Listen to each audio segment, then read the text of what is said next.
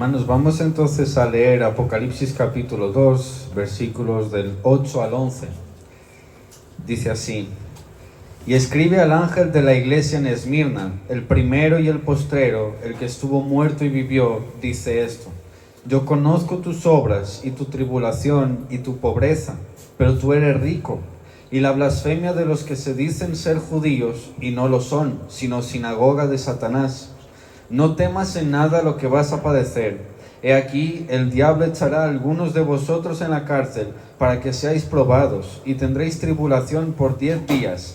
Sé fiel hasta la muerte, y yo te daré la corona de la vida. El que tiene oído, oiga lo que el Espíritu dice a las iglesias. El que venciere, no sufrirá daño de la segunda muerte. Amén, hermanos. Hermanos, la predicación de hoy tiene por título: El diablo persigue, pero Cristo reina. Vamos entonces a ver la segunda carta, la segunda iglesia que tenemos en Apocalipsis. Y esta van a ver que es un tanto distinta de lo que hemos visto a la iglesia de Éfeso. Porque, para empezar, a Esmirna no hay una corrección. Sin embargo, a Éfeso hemos visto que había una corrección, ¿verdad? Una advertencia de: volved al primer amor, arrepentíos, volved a las obras primeras que estabais haciendo con esa genuinidad, esa fe genuina, ¿verdad? Ese amor por el Señor. Aquí, hermanos, no hay corrección, ninguna. O sea, no hay como un error, no hay una advertencia, no hay nada que corregir a Esmirna. Pero realmente es una carta que da mucho que hablar. Lo primero que vemos, hermanos, es que Esmirna vive una fe que es cara, es incómoda, y es cara por lo que tienen que pasar ahí. Es una fe realmente peligrosa. ¿Y esto por qué? Porque Esmirna era una ciudad que era orgullosamente leal a Roma.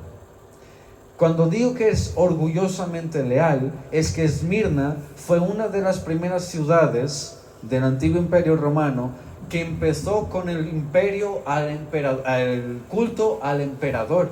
O sea, en la ciudad de Esmirna, ¿sí? Ellos fueron los pioneros en darle culto al emperador, al César, ¿sí? Por lo tanto, ya ven, hermanos, que era una ciudad que realmente le gustaba ser de Roma, era leal al imperio romano. Por lo que ahí decir simplemente Jesús es el Señor no es tan fácil. O sea, no era como aquí que tú vas por la calle y dices, como decía nuestra hermana Mila, Jesús es el Señor, y lo escuchas de cualquier boca, ¿verdad? Ahora cualquiera dice esto, incluso un incrédulo puede decir esto. Hermanos, en Esmirna decir esto te saldría muy caro, porque en Esmirna Jesús para ellos no era el Señor, César era el Señor para ellos. O sea, César, el emperador romano, era una figura, digamos, casi divina. O sea, ellos creen que él era como el hijo de los dioses, ¿sí? Él prácticamente era un Dios encarnado para ellos. Era prácticamente una divinidad, hermano. Entonces, realmente, negarse a decir que el César era el Señor tenía unas consecuencias muy, pero muy graves y muy serias, hermano. Tanto sociales como legales. Y legales me refiero a que tenías el cuello en juego cada vez que te preguntaran esto, hermanos. Y hay algo que nos llama en atención en esta iglesia, y es que el Señor dice: conozco tu pobreza. O sea, les faltaba recursos económicos. No eran una iglesia que tenían grandes recursos materiales, digamos. Pero, hermanos, no es porque, como decía nuestra hermana Cecilia, no es porque los han administrado mal. O sea, Esmirna no administró mal lo que tenía. Es que simplemente, fíjese en esto: en una ciudad que era orgullosamente leal a Roma, tener una iglesia de Cristo implicaba que eras el despojado de la sociedad. Eras como la basura de la sociedad.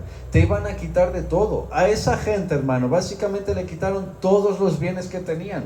Fueron totalmente apartados de la sociedad y de la vida del día a día de esa sociedad, hermano. Imagínate lo que sería para ti en Andorra, que hoy, a cualquiera de los que estamos aquí hoy en esta iglesia, mañana nos despidieran de nuestros trabajos porque somos cristianos.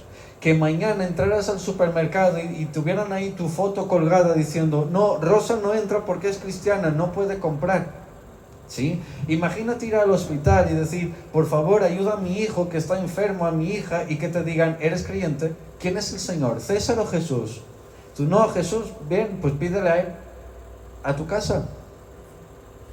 Esto era lo que significaba, hermanos, ser una iglesia en una ciudad tan orgullosamente leal a Roma como lo era Esmirna. No era un juego, ¿sí? Para los que creen que ser cristiano antes era como, sí, está de moda. Nunca estuvo de moda ser cristiano, hermano. Y los de Esmirna particularmente lo sabían muy bien. Y es a esta iglesia, hermano.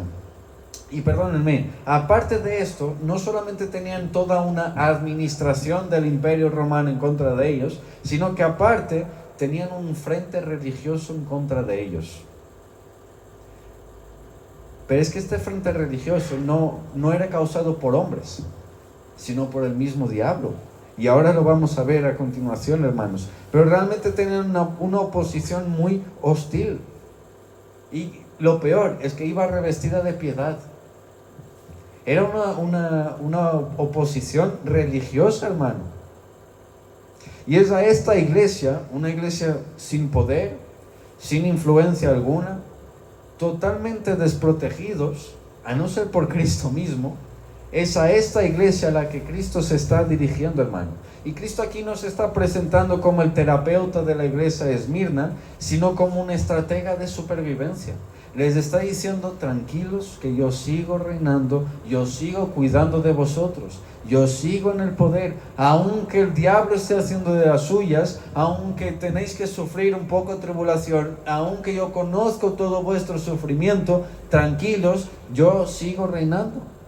Y esto es así como Cristo se presenta a esta iglesia, hermano. Así que esta carta no pretende eliminar el miedo que podemos sentir como cristianos con unas pequeñas frases bonitas, sino que pretende reordenar la realidad. Es decir, que tú entiendas dónde estás, qué eres, qué te puede pasar, pero sobre todo, que Cristo sigue reinando.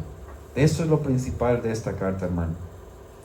Y vamos al primer punto de hoy, que es Cristo conoce la aflicción. Versículo 9, miren lo que él dice: yo conozco tu tribulación y tu pobreza. Él no minimiza este dolor que ellos tienen, no espiritualiza como lo hacían los jesuitas. No, es que para ser cristiano hay que ser pobre, ir con un solo zapato, ir sin ropas lujosas. Yo no sé si sabían, pero el Papa Francisco era jesuita. Él quitó todo lo que era como glamuroso del papado, ¿verdad? Él quitó como la vestimenta roja, él quitó esas rayitas que ellos llevan aquí, que ahora no me acuerdo el nombre. Él quitó los zapatos rojos. Yo no sé si sabían, pero el Papa usa unos zapatos rojos normalmente cuando es investido como Papa. Él quitó eso y llevó unos normalitos, unos negros. ¿Saben por qué? Porque los jesuitas, que era la orden a la cual él pertenecía, hacen un voto de pobreza. O sea, esa gente vive en total pobreza, hermano. ¿Por qué? Porque creen que ser pobre es ser mejor cristiano, ¿sí?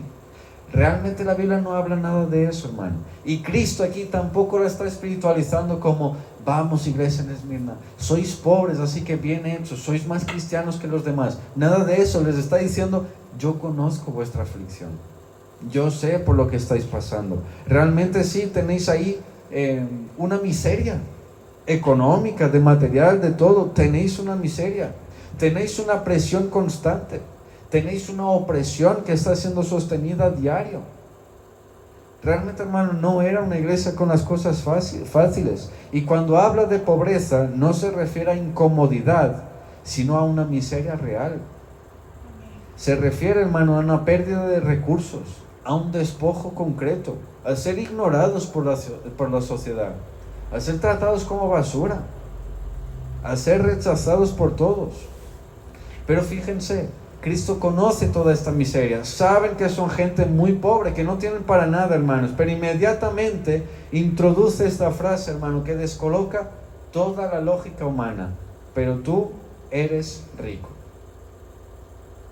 A una iglesia que no tiene ni para comer, a una iglesia que lo más probable es que o se reunían en casas o en cuevas, a una iglesia que no tenía nada, pero nada, hermano. Eran sumamente pobres, vivían en total miseria. A esta iglesia Cristo le dice: pero tú eres rico. Lo que Cristo está haciendo es redefiniendo lo que se entiende por riqueza desde el reino de Dios, desde el reino de los cielos. Porque en el reino de los cielos el rico no es el que tiene más, no es el que tiene más abundancia económica, no es quien tiene más dinero, no es quien tiene más carros, no es quien tiene más ropa, no es quien tiene más negocios, no es quien tiene nada de más, es quien tiene a Cristo. Y si Esmirna tenía algo, era Cristo. Si Esmirna todavía perseveraba en algo y guardaba algo como su tesoro más preciado, no eran materiales, era Cristo. Por eso es que Cristo mismo les dice, pero tú eres rico, porque en medio de tu pobreza y miseria me tienes a mí, fuiste fiel a mí, me guardaste a mí, me pusiste a mí en primer lugar antes que al César, antes que a esta sociedad, antes que al imperio romano. Preferiste quedarte sin nada y quedarte conmigo. Preferiste que te despojaran de todo, que te sacaran de casa, que te quitaran absolutamente todo, que te dejaran como un perro mal muerto en la calle. Y todo esto lo hiciste por amor a mí. Caramba, Esmirna, eres sumamente rica. Esto es lo que el Señor les está diciendo. Y es así, hermanos, como nosotros también deberíamos mirar nuestra iglesia. ¿Ven cómo aquí no hay mucho lugar para el evangelio de la prosperidad? ¿Ven cómo aquí predicadores tales como Maldonado, sea uno u otro, sea marido o mujer, como Cash Luna, como Carlos Harrigan, como un montón más? ¿Ven cómo no hay mucho lugar para ellos? ¿Ven cómo esto de decir, no, si tú eres pobre, pacta con Dios, trae tu ofrenda, pero trae 1,000 euros al altar y verás cómo el Señor te va a dar? Y el que no diezma, no sé si han escuchado la última creo que era de Maldonado, pero él dijo, el que no diezma no ha abierto su cuenta económica del cielo. Claro, como si en el cielo hubiera banco. No, hermano. Como si las casas que el Señor Jesús dijo que iba a preparar ahora se tuvieran que comprar. ¿Qué tengo que pedir un préstamo al banco del cielo o algo así, hermano? Pero es que ellos dicen eso, no, el que no diezma está maldito y la bendición no está sobre él, y un par de tonterías más, hermano. Son lobos rapaces, son perros, son manchas en nuestro ágape. Son nubes que van de aquí para allá sin saber dónde están, hermano. Son hipócritas, son sepulcros blanqueados. Esa gente no son cristianos. Y lo peor es que están engañando a un montón de gente. Pero yo, de verdad, hermano, le animo a Maldonado que vaya a Nigeria y les diga eso. Caramba, que vaya a un país pobre, que vaya a un país donde no hay dinero, donde van a tener que ensuciar sus zapatitos lindos, y ahí les diga, no, pacta con Dios. Hermano, le quitan de la iglesia patadas. Esa gente no tiene ni qué comer. Esta semana estuve hablando con un pastor, hermano, de Colombia, que el pastor me contó la situación que viven ahí. Hermano, no llegan ni a pagar el alquiler porque no tienen para más. Hay veces, hermano, que les falta comida. Hay veces que no tienen para nada. O sea, esa gente vive en miseria, en pobreza, hermano. Y aún así, siguen sirviendo al Señor.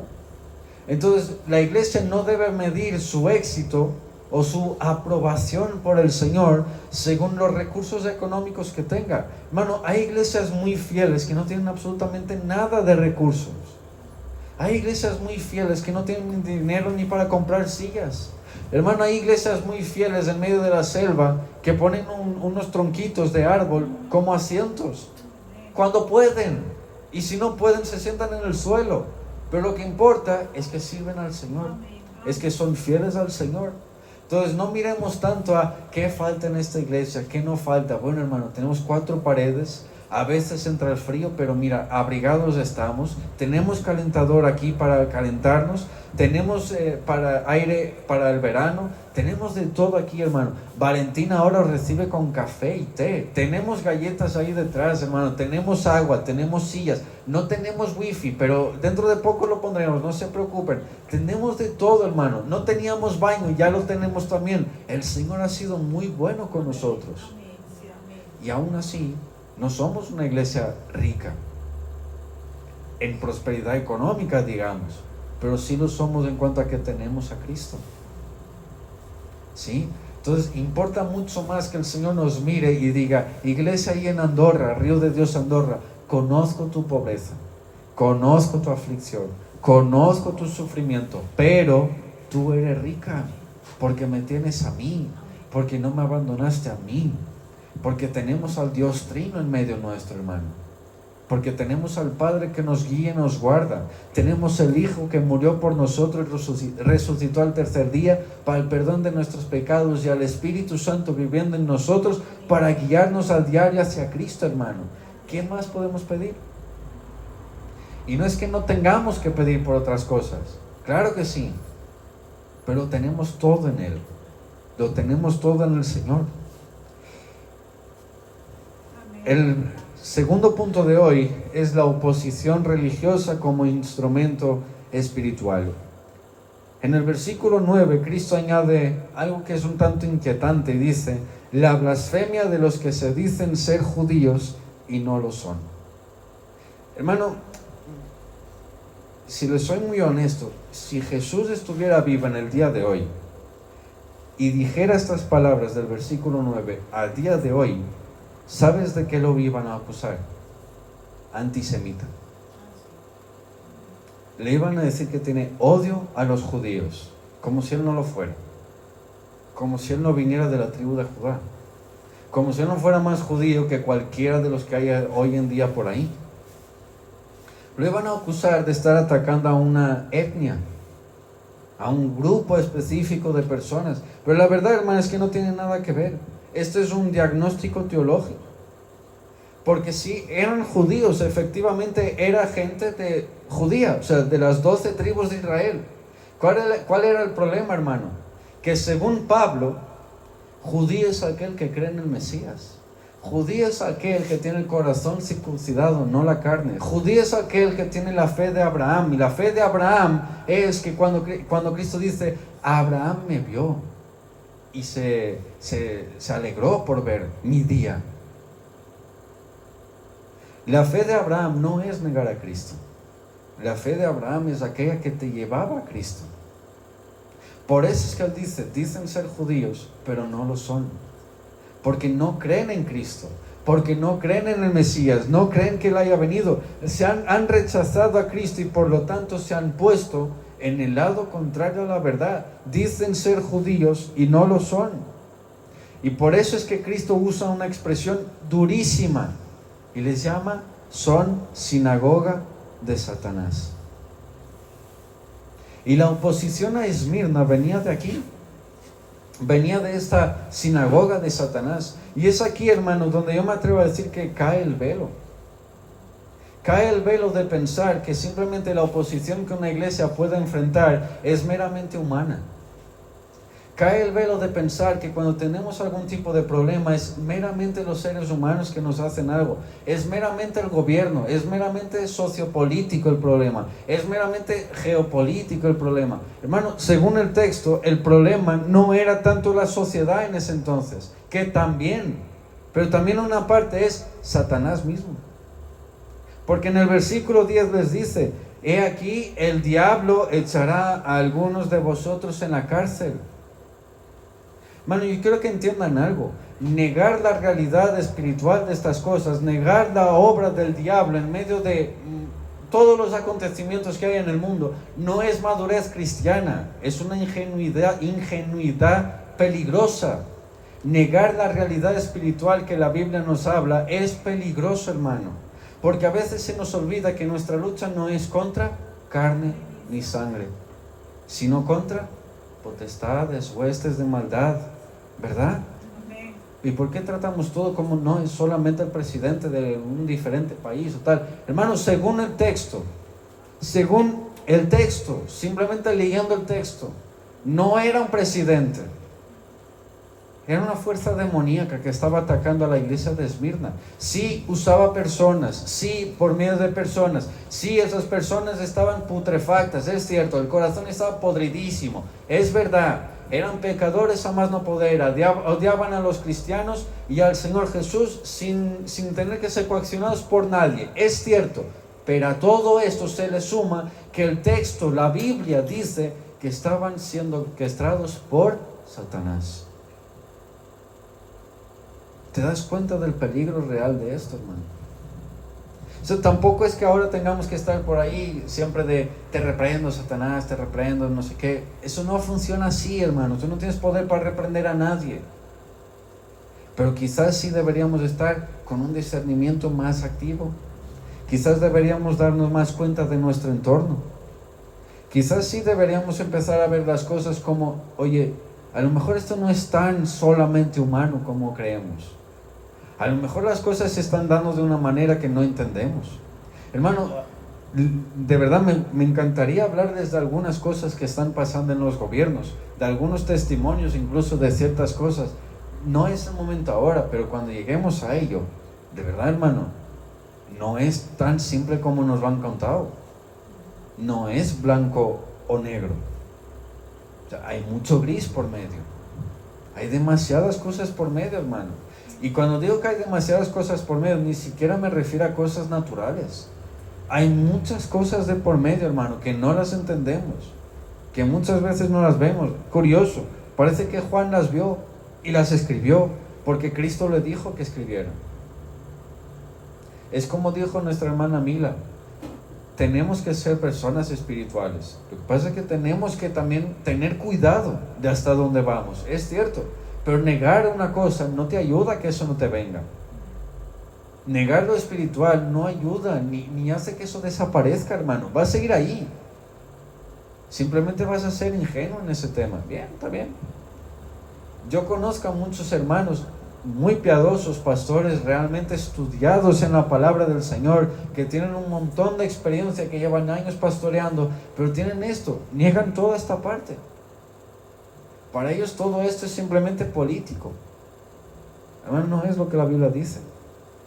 O sea, si realmente Juan quisiera decir que es algo político, lo hubiera dicho. Lo dice en otras partes. No es el caso.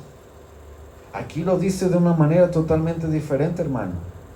Así que el mayor enemigo del evangelio no siempre es el secularismo. O sea, no siempre es lo que ves en el mundo. Muchas veces es una religión sin Cristo. O peor, es una religión satánica. Porque da a entender, yo no sé qué entienden ustedes, hermanos, pero cuando dicen sinagoga de Satanás, o consciente o inconscientemente, son una iglesia satánica. O sea, una iglesia me refiero a un grupo de personas, son una asamblea satánica, son lo que tú quieras, pero son satánicos, consciente o inconscientemente. Dudo mucho que todos lo sepan, pero caramba, lo son. Hermano, la masonería no es otra cosa sino esto. Hay mucha gente que está ahí que inconscientemente no entiende lo que es. Está bien, pero es que hay unos que saben perfectamente dónde están metidos, hermano. Entonces, sí es cierto que hay estos temas en los cuales no podemos simplemente pasar de ellos. La iglesia, hermano, debe aprender a discernir que no toda oposición viene del mundo impío. O sea, no todo te va a venir por lo que está ahí fuera, hermano. De un mal gobierno, cualquier cosa así. Hay veces que los ataques pues van a venir mucho más cercanos a nosotros. El tercer punto de hoy, el diablo encarcela, pero Dios limita y gobierna. Mira lo que dice el texto, el diablo echará a algunos de vosotros en la cárcel. Cristo no culpa a Roma. ¿Os dais cuenta de esto? Cristo no culpa al imperio romano, culpa al diablo, culpa a Satanás. O sea, realmente ahí estaba pasando algo, pero también les dice, pero solamente lo hará por 10 días. Es decir, si Él puede hacer algo, Él puede atacaros, Él puede tocaros, Él puede hacer lo que quiera, bueno, no todo lo que quiera, pero durante un tiempo limitado, un tiempo determinado, porque al fin de cuentas todavía sigue reinando Cristo. Eso es lo que el Señor nos está diciendo. Satanás muchas veces, hermanos, nos ataca para destruir la fe, para que abandonemos la fe, para que nos alejemos de la fe, y Dios permite estas pruebas para purificar nuestra fe. ¿Ves? Lo que el diablo lo usa para mal, el Señor lo usa para bien. Lo que el diablo dice, ¿ves? Te voy a echar en la cárcel, te toco, O sea, tengo tu vida en mis manos. Mentiroso, pero lo podría decir. Tengo tu pelo aquí en mis manos. Te estoy oliendo. ¿Ves todo lo que te puedo hacer? ¿Para qué confiar en Dios? ¿Para qué confiar en Dios si tus problemas no se acaban? ¿Para qué confiar en Dios si cada día estás peor? ¿Para qué seguir yendo a la iglesia si cada día vas a peor? ¿Para qué seguir orando a Dios si llevas 2, 3, 4 años orando por tu marido inconverso y todavía no viene a la iglesia? ¿Por qué seguir confiando en Dios? Y el Señor a todo esto le dice, sí, sigue. Es para probar la fe de los míos. Es para purificar la fe de los míos. A través de muchas tribulaciones, a través de muchas cosas que nos van a pasar, es para probar y purificar la fe de los míos. Porque es curioso, hermanos, que hay gente que sigue orando después de 30 años por sus familiares inconversos y todavía aquí siguen y no han abandonado al Señor. Hermano, había un discípulo del apóstol Juan que se llamaba Policarpo, que él de viejito, pues el imperio romano le puso manos y lo condenó a muerte por no negar a Jesús, y su forma de morir fue no otra que colgarlo en un madero y prenderle fuego, o sea, una hoguera humana. Y entonces en el mismísimo momento en el que iban a incendiarlo, le dijeron, Policarpo, solamente tienes que negar a Jesús. Di con tu boca que Jesús no es el Señor, que César es el Señor, y te bajamos de ahí, Policarpo, y no vas a morir, Policarpo. Y respuesta de Policarpo, no sé cuántos años fueron exactamente, pero dijo algo como, durante 80 años he servido al Señor, y el Señor estuvo conmigo y me ha guardado y no me ha dejado que nada de mal me pase. ¿Tú de verdad crees que lo voy a negar ahora? ¿Tú de verdad crees que por un fuego miserable con el que me estás amenazando, yo voy a renunciar a Cristo?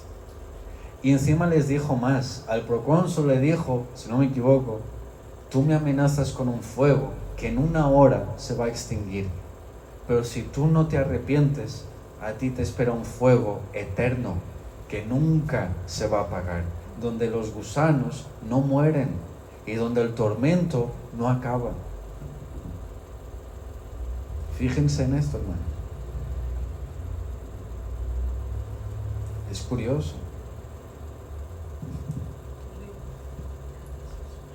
Así que en un momento duro para Policarpo, realmente su fe estaba siendo probada. Y el diablo estaba ahí tentando, diciendo, no, solo tienes que negar a Cristo. No tengo por qué negarlo. No tengo cómo negarlo. Después de todo el bien que el Señor me dijo, me ha hecho, no tengo por qué negarlo.